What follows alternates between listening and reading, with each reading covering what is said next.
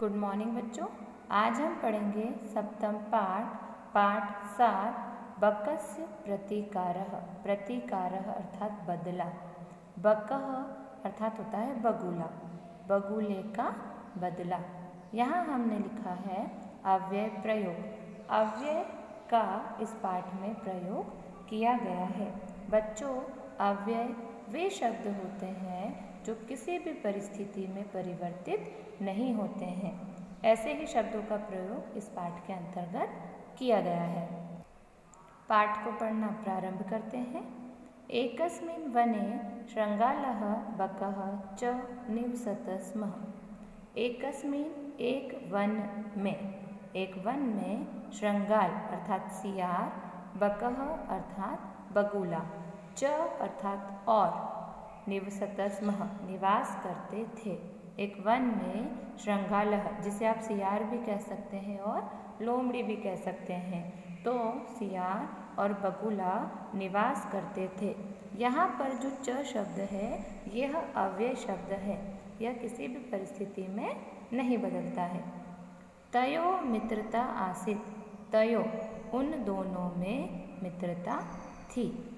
एकदा प्रातः शृंगालः बकम् अवदत्। एक बार प्रातः अर्थात सुबह में शृंगालः बकम् अवदत्, शृंगालः अर्थात उस लोमड़ी ने बकम् अवदत् उस बगुले से बोला, मित्र श्वः त्वं मया सह भोजनं कुरु। क्या कहा उसने, सियार ने, कि मित्र श्वः मतलब कल, आने वाला कल, त्वं तुम, मया सह मेरे साथ में भोजन करो। शृंगालस्य निमंत्रणेन बकः प्रसन्न अभवत्। शृंगाल अर्थात उस सियार के निमंत्रण से बगुला बहुत प्रसन्न हो गया। अग्रिमे दिने सह भोजनाय शृंगालस्य निवासनम् अगच्छत्।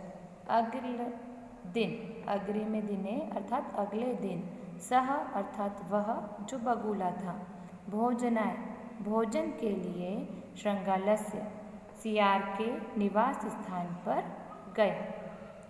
कुटिल स्वभावः शृंगालः स्थाल्यां बकाय शिरोदनम् अयच्छत्। कुटिल स्वभाव का शृंगाल जो सियार था, उसका स्वभाव बहुत बुरा था। कुटिल स्वभाव अर्थात बहुत बुरे स्वभाव वाला था। उसने स्थाल्यां थाली में, बकाय बगुले के लिए, शिरोदनम अयच्छत खीर रखी।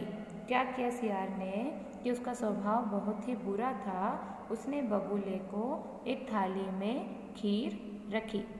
बकम् अवदत् च मित्रम, और वह बगुले से बोला, मित्र अस्मिन् पात्रे आवाम अधुना सहेव खादावः।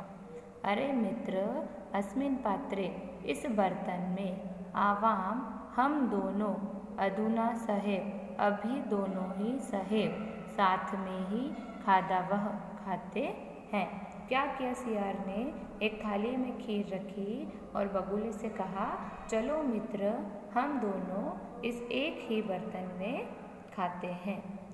भोजन काले बकस्य चंचू स्थालितः भोजन ग्रहणे समर्था न अभवत्। भोजन काले भोजन के समय, बकस्य बगुले की, चंचू अर्थात चोंच, स्थालितः थाली से, भोजन ग्रहण करने में समर्थ नहीं थी। कहने का मतलब है कि वह अपनी चोंच से उस थाली में से खीर को नहीं खा पाया। अतः बकः केवलम शिरोदनम अपश्यत्, इसलिए बकः बगुला केवल शिरोदनम, शीरदनम अर्थात खीर को, अपश्यत् केवल देखता ही रह गया। शृंगालस्य तु सर्वं शिरोदनम अभक्षयत्, और जो सियार था, जो लोमड़ी थी, उसने सारी खीर खा ली।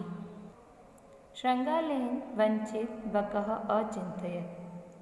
अब बगुले ने सोचा, यथा अनेन मया सह व्यवहारं कृतः तथा अहम अपि तेन सह व्यवहरिष्यामि। बगुला जब खीर नहीं खा पाया, उससे वंचित रह गया, तब उसने क्या सोचा, अनेन मया सह, कि जैसे इसने मेरे साथ व्यवहार कृतः, जैसा व्यवहार इसने मेरे साथ किया है, तथा अहम अपि तेन सह व्यवहरिष्यामि, वैसा ही व्यवहार अहम अपि, मैं भी इसके साथ में करूँगा। एवं चिंतयित्वा सह श्रृंगालम अवदत्, ऐसा सोचकर सह अर्थात बगुले ने श्रृंगाल सियार को बोला, मित्र त्वम अपि श्वः सायं मया सह भोजनम करिष्यसि। मित्र त्वम तुम, अपि मतलब भी, श्वः मतलब कल, तुम भी कल सायं शाम को, मया सह मेरे साथ भोजन करोगे। बकस्य निमंत्रणेन श्रृंगालः प्रसन्नः अभवत्। बकस्य निमंत्रण, बगुले के निमंत्रण से श्रृंगाल सियार जो था वह बहुत प्रसन्न हो गया। यदा श्रृंगालः सायं बकस्य निवासं भोजनाय अगच्छत्, तदा बकः संकीर्णमुखे कलशे क्षीरोदनम् अयच्छत् श्रृंगालं च अवदत्। जैसे ही सियार शाम को बगुले के निवास स्थान पर भोजन के लिए आया, तब बगुले ने संकीर्ण मुखे अर्थात बहुत छोटे मुख वाले कलश में खीर रखी।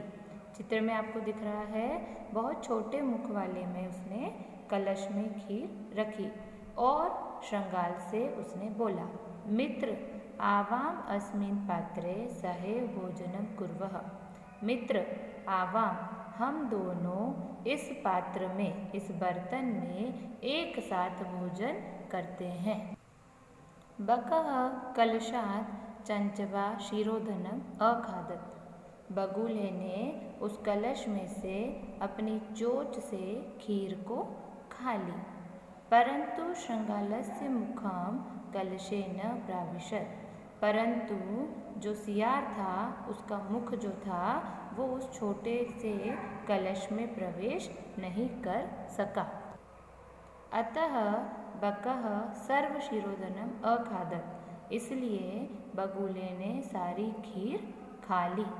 श्रृंगालः च केवलम ईर्ष्या अपश्यत्, जो सियार था वो केवल ईर्ष्या जलन की भावना से देखता ही रह गया। श्रृंगालः बकं प्रति यादृशं व्यवहारम् अकरोत्, बकः अपि श्रृंगालं प्रति तादृशं व्यवहारं कृत्वा प्रतीकारम् अकरोत्। सियार ने बगुले के प्रति जैसा व्यवहार किया, बगुले ने भी सियार के लिए वैसा ही व्यवहार कर अपना प्रतिकार बदला ले लिया। उक्तमपि कहा गया है, आत्म दुर्व्यवहारस्य फलं भवति दुःखदं, तस्मात् सद्व्यवहर्तं मानवेन सुखेषिणा। आत्म दुर्व्यवहार फलम भवति दुःखदं, जिस प्रकार का व्यवहार हमें दुख देता है वैसा व्यवहार हमें दूसरों के लिए नहीं करना चाहिए। तस्मात् सद्व्यवहर्तं मानवेन सुखेषिणा, हमें सभी से अच्छा व्यवहार करना चाहिए। जो व्यक्ति हमारा सुख चाहता है हमें उसके साथ अच्छा व्यवहार करना चाहिए।